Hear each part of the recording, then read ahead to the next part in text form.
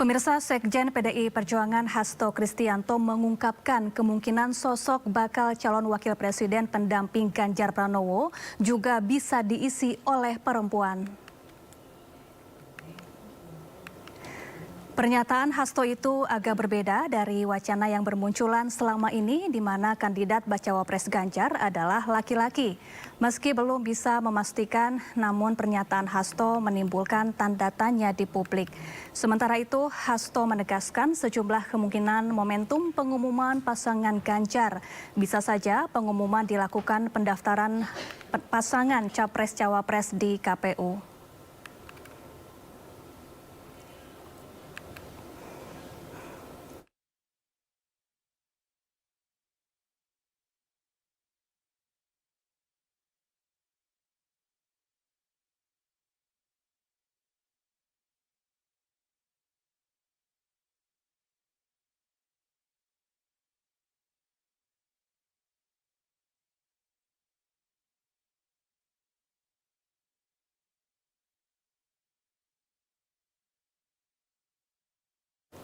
Ya, untuk mengulasnya kami sudah bersama Wakil Ketua Umum DPP Partai Perindo, ada Kang Ferry Kurnia Rizkiansyah yang hadir bersama saya di studio. Selamat sore Kang Ferry, apa kabar? Selamat sore Mbak Syafa. Dan melalui sambungan Zoom juga ada Ketua DPP PDI Perjuangan, ada Pak Sukur Nababan dan juga analis politik yang juga Direktur Eksekutif Indonesia Presidential Studies, ada Pak Nyarwi Ahmad. Selamat sore Pak Sukur dan Pak Nyarwi, apa kabar? Selamat sore Pak Ferry. Selamat sore Pak Sukur. Pak Nyarwi. Pak Nyarwi. Baik, saya ingin ke Kang Ferry terlebih dahulu. Ya. Kang Ferry, nama bacawa pres Ganjar sudah ada di tangan Ketum PDIP Bu Megawati Soekarno Putri. Mungkin bisa dibocorkan ciri-cirinya sebelum diumumkan ke publik? Saya sendiri belum tahu ya Mbak Syafa. Nanti Bu Mega nanti akan menginformasikan dan menegaskan dalam satu momentum yang saya pikir sangat penting. Tapi yang pasti gini, bahwa cawapres ini kan menjadi hal yang sangat penting. Tidak hanya dalam konteks pelengkap sebagai untuk capres, tapi betul-betul bisa menjadikan satu upaya elektoral ini punya insentif elektoral yang ada. Itu yang paling penting. Dan di situ adalah satu kondisi yang memang harus dilihat siapa memang yang orang-orang yang memang punya insentif elektoral yang ada.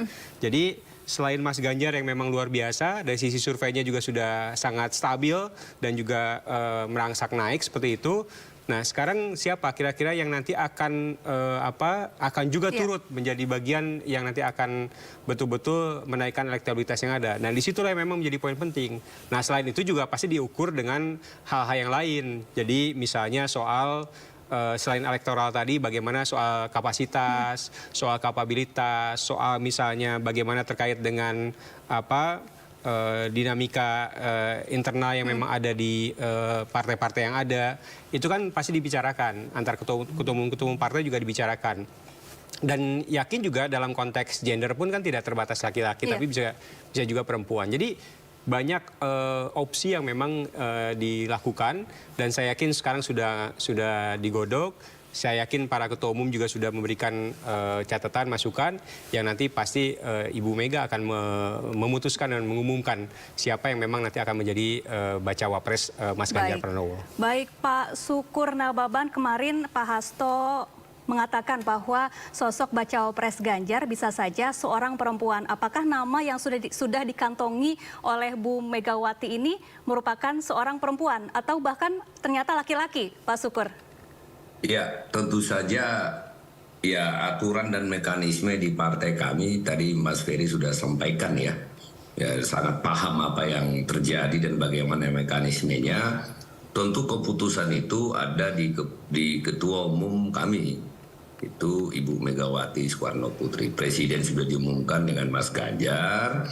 Nah, siapa nanti yang menjadi pendamping Mas Ganjar sebagai calon wakil presiden? Nah, kita tunggu saja, sabar saja. Tugas kami sebagai kader, tugas saya sebagai Ketua DPP Bidang Keanggotaan Organisasi adalah menyiapkan seluruh kader PDI Perjuangan, khususnya struktur organisasi, untuk siap memenangkan apapun yang diputuskan ketua umum. Tetapi saya percaya sebagai seorang kader, nah Ibu Mega jauh lebih paham siapa yang paling pas untuk mendampingi Mas Ganjar nanti di pemilihan presiden dan calon wakil presiden pada tahun 2024 nanti. Dalam segala sisi pasti Bu Mega tentu saja mempertimbangkan dan kami mempercayai itu sebagai seorang kader. Baik Pak Sukur maupun Kang Ferry sama-sama belum mau membocorkan nih sosok bacawa pres Ganjar Pranowo. Kalau gitu kita tanyakan. Belum mau Mbak Safa, tapi ya memang aturannya seperti menunggu pengumuman resmi ya dari Bu Mega. Kalau gitu kita tanya penerawangan dari Pak Nyarwi Ahmad ini selaku pengamat politik. Pak Nyarwi, ada beberapa nama yang sebelumnya muncul sebagai kandidat kuat bacawa pres Ganjar. Ada Pak Erick Thohir, kemudian Ridwan Kamil, Mahfud MD, Sandiaga Uno hingga Andika Perkasa dan juga sosok perempuan seperti Hovifah Indar Parawansa, Puan Maharani, Susi Pujiastuti dan juga Bu Yani Wahid. Kira-kira siapa nih sosok yang kira-kira akan dipilih oleh Bu Mega sebagai pendamping Ganjar? Ya, saya kira gini, PDIP ini kan dikenal sebagai partai kalau memilih pasangan capres-cawapres itu bukan sekedar pertimbangannya insentif elektoral gitu ya. Itu sudah saya dengar dari para pimpinan PDIP ya. Nah, saya kira juga tentu ada banyak variabel ya. Misalnya di luar itu chemistry, di luar itu trust terhadap dalam mengawal platform atau visi misi ya dari partai gitu. Visi misi pasangan capres-cawapres pendatang yang diusul oleh partai koalisi misalnya begitu. Dan juga saya kira juga ini menyangkut karakter ya, karena saya lihat kan beberapa kali Pak Sekjen itu menyebutkan soal karakter ya seperti itu. Nah, tentu variabel-variabel itu ya, Safa itu akan menjadi pertimbangan ya. Pertanyaannya mana yang paling butuhkan atau menentukan. Kalau PDIP misalnya confident ya dengan misalnya melihat gejala basis elektabilitas Mas Ganjar di beberapa titik itu sudah cukup bagus. Misalnya contoh di Jawa Timur misalnya dianggap sudah relatif lumayan lah ya. Nah pertanyaannya kita tahu ada cawapres perempuan juga di Jawa Timur yang saat ini jadi gubernur gitu.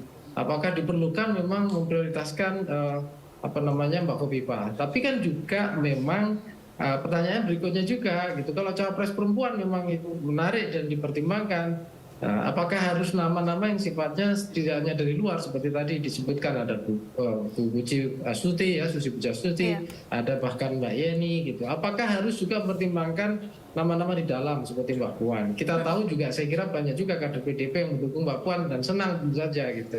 Tapi kan PDIP kita dengar juga gitu loh.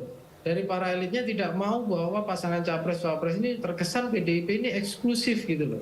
Maunya inklusif. Nah, kalau di sini indikasinya saya lihat kecil kemungkinan itu mengambil gitu pasangan cawapres gitu, bakal calon cawapres dari dalam yang perempuan gitu seperti Mbak Puan, bukan berarti bahwa tidak banyak yang tidak suka atau tidak banyak yang suka gitu, tidak. Tapi di sini ini mungkin pertimbangan taktis yang saya kira. Nah, alternatifnya berarti apa? Kalau ada calon dari perempuan berarti kemungkinan besar yang dari luar bukan dari dalam partai PDIP kan gitu. Nah tersisa beberapa nama yang kita tahu kan yang tadi sudah Safa sebutkan ya, ada Pak Hovifah, ada Bu Pujiastuti gitu ya, kemudian Bu Susi gitu ya, kemudian juga ada Mbak Yeni, mungkin juga bahkan siapa tahu kita tidak tahu ya ada nama-nama lain gitu kan dari para tokoh perempuan yang jangan-jangan masih istilahnya ditimang-timang tapi belum dipublikasikan oleh lingkaran PDIP baik Mbak Puan, Bu Mega maupun tim yang dipercaya untuk kemenangan di Mas Ganjar kan. Jadi semuanya masih terbuka itu ya saya kira ya Safa. Iya, baik.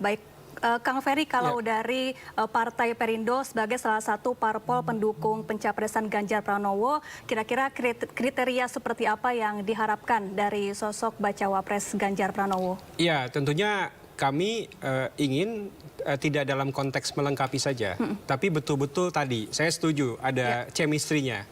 Dan yang paling penting mungkin bagi saya ini soal insentif elektoral. Ini penting sekali. Kenapa? Karena inilah yang juga harus kita lihat secara lebih faktual di lapangan. Misalnya ceruk mana yang memang harus kita lakukan. Ketika misalnya apakah Jawa Barat, Jawa Tengah atau Jawa Timur misalnya, atau memang yang lain. Ini kan juga harus kita baca secara lebih komprehensif seperti itu. Nah oleh karena itu yang memang menjadi poin yang sangat penting dan strategis yang kita informasikan, yang kita juga sampaikan kepada Ibu Mega tentunya dan juga para tim pemenangan yang memang sekarang sudah ada, baik itu dari ketua umum tim pemenangan atau wakil ketua umum tim pemenangan. Mereka pasti akan menggodok ini dengan seksama, saya pikir. Karena apa? Karena ini kan untuk memimpin negara. Dan dua orang ini harus punya betul-betul kapasitas dan kapabilitas yang memang betul-betul mumpuni. Jadi ini yang memang poin yang sangat strategis yang harus kita lakukan. Dan saya yakin tadi Bang Sukur juga sudah menyampaikan bahwa di internal PDIP juga punya mekanisme dan aturan main terkait dengan soal ini. Dan saya yakin Bu Mega itu beliau akan sangat komprehensif untuk memutuskan yang terbaik untuk pendamping Mas Ganjar seperti itu. Pak Sukur, kalau boleh melengkapi pernyataan dari Kang Ferry, ini apa saja faktor-faktor penting yang paling diperhatikan oleh Ibu Megawati saat menentukan sosok pendamping Ganjar Pranowo di pemilu 2024? Ya, salah satu kekuatan PDI Perjuangan itu Mbak Safa ya adalah kompak. Ya, dan pada saat komando turun itu tidak ada diskusi, semua 100% ya solid untuk melaksanakan apa yang diperintahkan oleh ketua umum atau partai. Itu adalah salah satu kekuatan PDI Perjuangan. Nah, tentu saja dengan pengalaman ketua umum saya yang puluhan tahun dan 2 kali memenangkan presiden ya 2014, 2019, 2024 tentu lebih tahu parameter apa saja yang dibutuhkan untuk menjadi pendamping Ganjar Pranowo, karena juga kan PDI Perjuangan Ibu Mega kan pasti kami ingin menang karena itu keputusan Kongres, kami ya harus menang hat-trick di pemilihan anggota legislatif 2024 dan juga pemilihan presiden. Nah, tugas saya bukan membaca pikiran apa yang akan diputuskan ketua umum saya. Tugas saya adalah menyiapkan seluruh pasukan organisasi kepartaian pada saat keputusan sudah keluar, harus taat dan langsung bergerak. Dan apa saja yang harus dilakukan untuk memenangkan apa yang sudah diputuskan oleh partai. Begitu Mbak Syifa.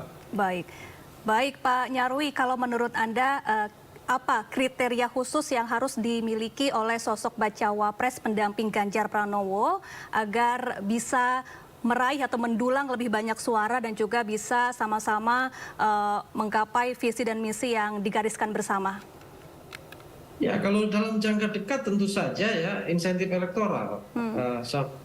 Begini, namanya pasar politik elektoral pemilih itu selalu dinamis ya. Data survei itu selalu berubah-ubah gitu. Memang ada potret yang baru-baru termasuk mengindikasikan basis dukungan suara elektabilitas Mas Ganjar cukup stabil ya.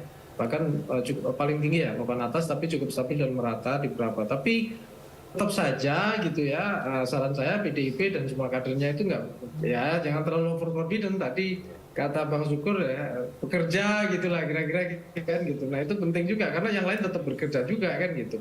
Nah itu insentif elektoral variabel penting. Terus berikutnya juga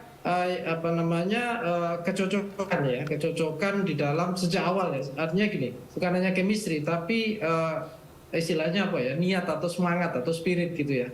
Karena kalau dalam berpolitik tanpa spirit itu kan nanti tidak jangka panjang ya, pasti akan terjadi benturan kepentingan. Kalau ada spirit yang sama, berbagai kepentingan itu masih bisa dikelola ya, karena kepentingan bersama jauh lebih penting di sana. Nah tentu saja yang ketiga itu kemampuan mengatasi dinamika saya kira ya. Jadi gini, ya beberapa capres-cawapres tentu saja saya kira apakah pilihannya nanti perempuan apa tidak, contohnya Mbak Syafa ya. Itu saya kira harus terkait dinamika. Kalau misalnya suatu saat yang dibutuhkan memang gitu ya, secara peta elektoral dinamikanya bergerak ke sana, bukan tidak mungkin itu diperlukan kan gitu, dan diputuskan kan gitu. Jadi pilih mana yang tepat ya, dari nama yang selama ini tidak ada maupun bisa jadi yang nama yang belum muncul sampai sekarang atau belum dimunculkan gitu. Nah itu saya kira juga dinamika elektoral perlu dibaca terus menerus gitu. Nah yang berikutnya yang keempat tentu saja gini, ada sekarang kita sadari ya, para pemilih ini basis demografinya kan mayoritas 53 lebih kurang lebih ya, itu usia di bawah 40-an tahun. 53,8%. Ini juga, ya itu kan juga harus mampu menarik pasar pemilih pemula atau pemilih muda ini ya, siapapun ya, bahkan ada cawapres itu. Nah nanti kalau misalnya itu digabungkan atau dipasangkan dengan Mas Ganjar, bahkan bisa mengakselerasi ya. Nah ini salah satu kuncinya. Kalau misalnya itu tidak mampu misalnya atau kurang mampu ya tentu harus dicari simulasi yang membantu kan. saya kira gini, kalau misalnya kemampuan daya magnetik capres-capres ini makin kuat gitu, kerja kader seperti Bang Sukur ini kan juga pundaknya makin agak ringan lah, nggak berat-berat amat gitu. Kalau ngangkatnya susah, pundaknya makin berat juga kan gitu. Itu contohnya gitu. Belum lagi yang Perindo juga Kang Ferry gitu ya sebagai partai di koalisi. Saya kira itu Mbak Sama. Baik, Kang Ferry, apakah kriteria yang tadi disebutkan oleh Pak Nyarwi sudah ada di tangan Ibu Megawati Soekarno Putri? Ibu Mega yang lebih tahu. Oke, baik. Belum ada informasi ya, kepada saya tambahin Pak sedikit Polo. ya. Baik, silakan Pak tentu Sukur. saja medan pertempurannya kan Ibu Mega lebih tahu dari kami. Dan tentu saja informasi dari seluruh medan pertempuran itu kan pasti lebih banyak Ibu Mega tahu. Iya. Sebelum mengambil keputusan, banyak sekali informasi dan masukan-masukan yang beliau dapatkan, ya, dan medan pertempurannya seperti apa, situasi kawan seperti apa, situasi lawan seperti apa, dan bagaimana cara memenangkan pemilihan presiden di 2024. Nah, makanya kami kader adalah memberikan kepercayaan kepada ketua umum, ya, untuk mengambil keputusan. Tugas kami adalah mempersiapkan diri, apapun keputusannya, dan percaya dengan keputusannya untuk solid dan bergerak untuk memenangkan keputusan tersebut. Jadi kapan Pak Sukur diumumkan? Ya, Kapan tentu saja diumumkan? Ibu Mega yang lebih tahu itu pertanyaannya. baik. Itu Ibu Mega. Baik, terima kasih Kang Ferry Kurniansyah, Wakil Ketua Umum DPP Partai Perindo, sudah hadir banyak, di Mas studio Sindo sore hari ini, dan juga Pak Sukur Nababan, Ketua DPP PDI Perjuangan, dan juga Pak Nyarwi Ahmad, analis politik yang juga Direktur Eksekutif Indonesia Presidential Studies, telah bergabung bersama kami di Sindo sore.